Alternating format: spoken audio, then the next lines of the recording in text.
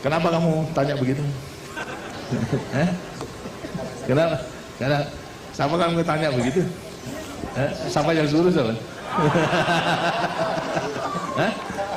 Karena hanya ingin tahu saja. Nah, kalau di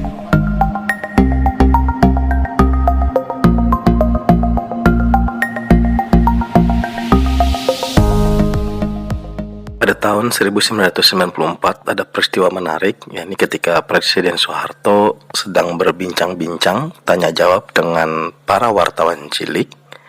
Ada momentum yang cukup tidak lucu sebenarnya pada masa itu. Mungkin kalau masa sekarang sangat lucu sekali. Tapi kalau pada masa itu, pertanyaan yang diajukan sang anak ini sangat sensitif. Namun demikian, suasana tetap dibawa santai. Apa sih peristiwanya?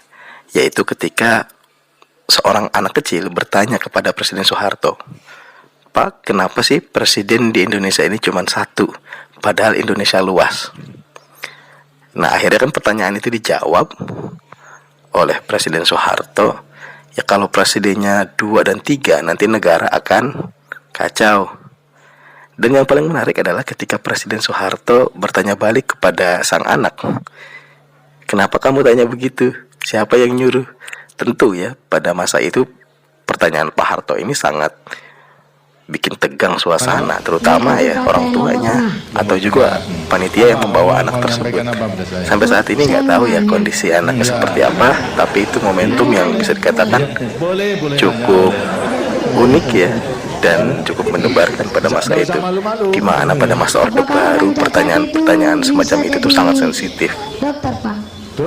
Mungkin netizen bisa melihat ya, nanti seperti apa sih si anak itu bertanya kepada Presiden Soeharto. Karena juga ada mulai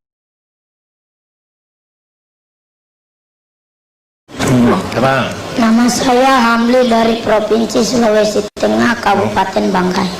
Saya mau tanya, mengapa presiden di Indonesia cuma satu, padahal Indonesia sangat luas? Ya terang gitu. Nanti kalau presiden itu hanya satu untuk memimpin negara dan bangsa itu. Kalau sampai 2-3 itu, nanti lantas tidak bisa berjalan dengan baik. Banyak pemimpin, banyak kapten, kemudian lantas ya negara menjadi rusak gitu. Tapi terang bahwasanya presiden yang satu ini hanya melaksanakan apa yang diputuskan oleh rakyat, ya, melewati MPR menentukan garis besaran negara.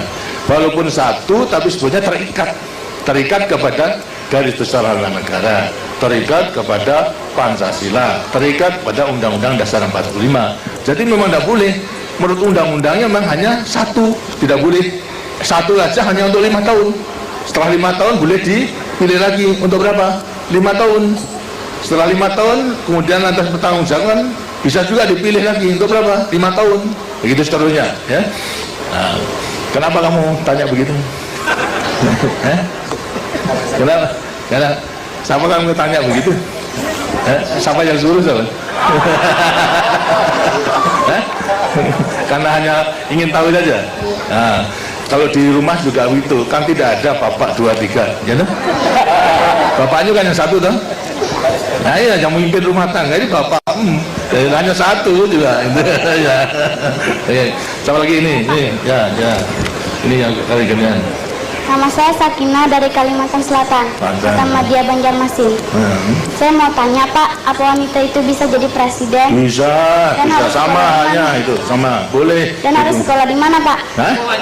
Sekolahnya sekolah sama saja. Persyaratannya menjadi pemimpin yang mampu menguasai ilmu pengetahuan dan juga bertabiat baik, itu serta berpegang teguh kepada dasar-dasar perjuangan kita, Pancasila, Undang-Undang Dasar 45, garis besar negara, dan mengabdi kepada negara dan bangsa.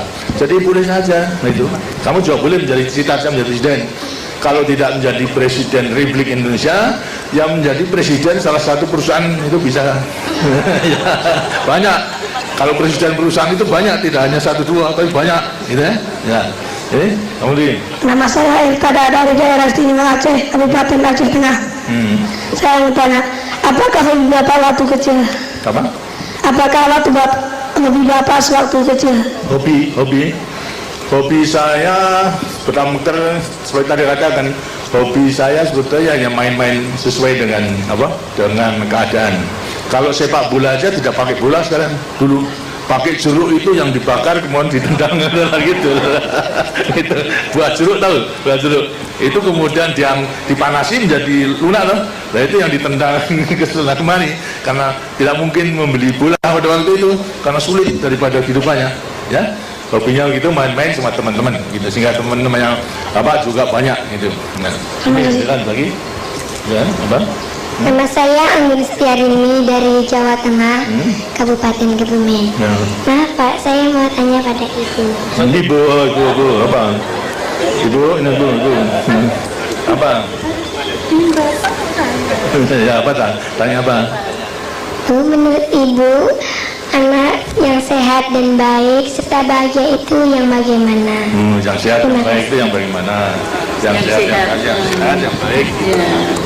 Anak yang sehat dan baik itu adalah anak yang tidak sakit-sakitan, ya toh? Sehat, tidak sakit-sakitan. Yang baik itu yang selalu berbuat baik dan takwa kepada Tuhan Yang Maha Esa, berbakti kepada orang tuanya dan berguna bagi nusa, bangsa dan negaranya. Dan percaya pada diri sendiri untuk dapat melaksanakan segala macam pekerjaan maupun tugas apapun yang diberikan itu dapat dilaksanakan dengan baik. Ya. Terima kasih. Dari keinginan saya selalu cari kesempatan untuk balas budi kepada rakyat Indonesia yang baik itu. Nah sekarang balas budi itu saya nyatakan, saya wujudkan dalam rangka mensukseskan pembangunan itu, ya. Nah, baik, terima kasih. Saya kira sudah banyak. Nah, ini dari yang Nama saya Sardi dari Sulawesi Tenggara, Kabupaten Kendari. Saya mau tanya, bagaimana cara merawat kesehatan yang baik?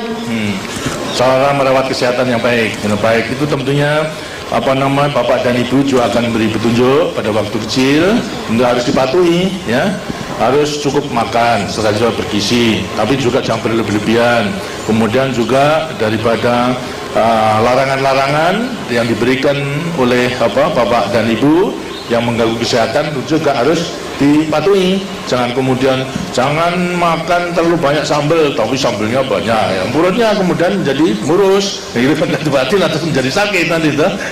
Tapi begitu kalau kemudian lantas pada ada rasa sakit, harus segera tanya kepada yang ahli, kepada mantri kesehatan, kepada dokter, maupun juga kepada teman-temannya itu yang sudah mengetahui. Jadi jaga dengan baik, makannya dijaga, kemudian juga istirahatnya dijaga, lantas juga kerjanya juga dijaga, terus ada keseimbangan namanya, ya. Nah, siapa lagi? Bentar lagi, ya boleh, dari Nama saya Lena